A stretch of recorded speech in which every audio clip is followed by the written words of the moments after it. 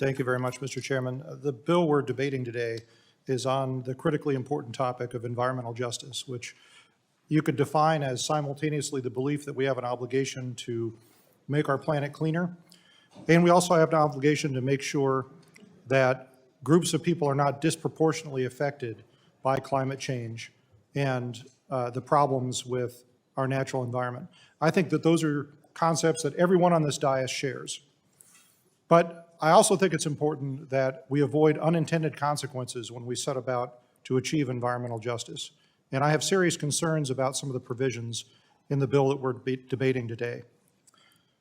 You know, for the last 2,000 years, we have asked medical students to take a Hippocratic oath when they become doctors, essentially a pledge to abide by the highest standards of medical ethics. And probably the most important clause in that oath is what's called the clause on maleficence. It's the one that begins, first, do no harm. Because doctors have an almost godlike power to influence the health of their patients, it's incumbent on us to make sure that they realize their ethical responsibility to not make things worse. And that's what I fear we may be doing with this bill in front of us today. For the last several months, I've been honored to serve as the ranking member on the Subcommittee for Indigenous Peoples since the untimely passing of Congressman Young.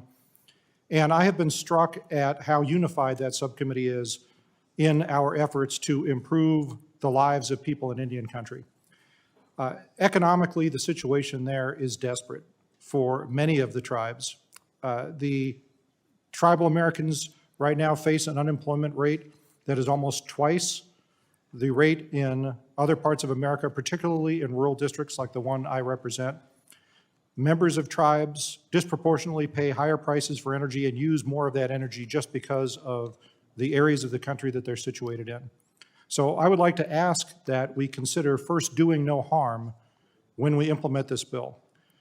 My amendment would solve that problem as regards Indian country. It would require a very simple certification by the Secretary of Interior that the provisions of the bill would not disproportionately affect unemployment in Indian country and would not disproportionately raise the price of energy in Indian country.